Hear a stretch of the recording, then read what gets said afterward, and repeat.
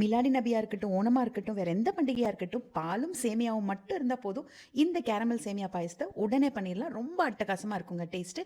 Milk மேடெல்லாம் நான் எதுவுமே use பண்ணல. 1 லிட்டர் பால் நான் ஒரு பாத்திரத்துல ஊத்தி அடுப்புல வச்சாச்சுங்க. இன்னொரு அடுப்புல ஒரு பேன் வச்சுட்டு 1 ஸ்பூன் நெய் ஊத்திக்கலாம். ஒரே ஒரு கைப்பிடி அளவுக்கு சேமியா. நான் இன்னைக்கு உப்புமாக்கு யூஸ் பண்ற சேமியா தான் சேர்த்திருக்கேன். நீங்க பாயசம் சேமியா இருக்கு பாருங்க, வெர்மிசெலின்னு இருக்கும், அது கூட நீங்க சேர்த்துக்கலாம். அடுப்பு சிம்ல வச்சுட்டு இந்த சேமியாவை கொஞ்சம் நல்லா வறுத்துக்கலாம். இது பார்த்தீங்கன்னா லைட்டாக ப்ரௌன் ஆகணும், கரிஞ்சிடக்கூடாது. டக்குன்னு இது கரிஞ்சிருங்க. வறுத்த சேமியாவை ஒரு பிளேட்டில் வச்சுக்கோங்க தனியாக. அதே பேனில் ஒரு 70 கிராம் அளவுக்கு சர்க்கரை, குலாப் ஜாமுன் கப்பில் ஒரு கப் அளவுக்கு சர்க்கரை எடுத்திருக்கேன். அப்படியே லைட்டாக ரோஸ்ட் பண்ணிக்கலாம். இதையும் சிம்லேயே வச்சுக்கோங்க.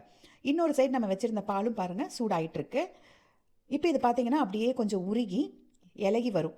கொஞ்சம் கலர் ஆகட்டும், சிம்லேயே வச்சுக்கோங்க. ஹை ஃப்ளேமில் வச்சிங்கன்னா டக்குன்னு இந்த கேரமல் கரிஞ்சிரும். இப்போ அடுப்பை ஆஃப் பண்ணிவிட்டு இந்த சூடான பால் ஆறி இருந்தாலும் பரவாயில்லைங்க, யூஸ் பண்ணிக்கலாம். நான் இப்போ தான் காய்ச்சினேன், அதனால் சூடாகவே யூஸ் பண்ணிக்கிறேன். இது ரொம்ப அப்படியே மேலே தெரிக்குங்க. கொஞ்சம் கொஞ்சமாக ஊற்றுங்க, கொஞ்சம் கொஞ்சமாக ஊற்றி கலந்து விடுங்க. அடுப்பை ஆஃப் பண்ணிட்டு பண்ணுங்க. ஒரு 2 டம்ளர் அளவுக்கு பால் ஊற்றினதுமே அந்த கொதிக்கிறது அடங்கிருங்க. அதுக்கப்புறம் மீதி பால் அப்படியே முழுவதுமாக ஊற்றிக்கலாம். எந்த ஸ்வீட் செய்கிறதா இருந்தாலும் பாயசம் செய்கிறதா இருந்தாலும் பாலை காய்ச்சினதுக்கு அப்புறமா ஊற்றிக்கோங்க. ஏன்னா பால் கெட்டிருந்தா நமக்கு தெரியாது. காய்ச்சின பால் சூடாக இருந்தாலும் ஆறினாலும் பரவாயில்ல, அது பிரச்சனை இல்லை. இப்போ இப்படியே கலந்து விட அப்படியே கொதிச்சு வருது பாருங்கள். நம்ம ஊற்றின பால் பாதி ஆகணுங்க. அது வரைக்கும் நீங்கள் வத்த விட்டுட்டு அதுக்கப்புறமா நம்ம வறுத்து எடுத்து வச்சுருக்கோம் பாருங்கள், அந்த சேமியாவை உள்ளே சேர்க்கணும். சேமியா சேர்த்து ஒரு 3 நிமிஷம் கொதிச்சா போதுங்க, சேமியா வெந்துடும்.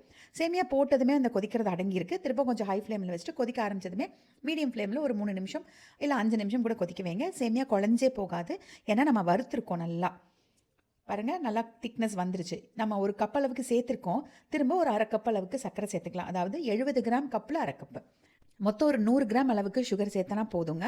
அடுப்பு ஆஃப் பண்ணுறதுக்கு முன்னாடி கொஞ்சம் ஏலக்காய் தூள் தூவிட்டு, வேணும்னா நீங்கள் நெய்யில் முந்திரியும் பாதாமும் வறுத்து சேர்த்துக்கோங்க. நான் சும்மா அப்படியே தூவிக்கிறேன், அவ்வளோதான். இது சூடாக சாப்பிட்றத விட ஃப்ரிட்ஜில் வச்சு சில்லுன்னு சர்வ் பண்ணுங்கள், செம்ம டேஸ்ட்டாக இருக்கும். சேமியா சேர்த்துனதுனால கொஞ்சம் கூட இன்னும் கெட்டி ஆகுங்க, ஆற கொஞ்சம் கெட்டி ஆகும்.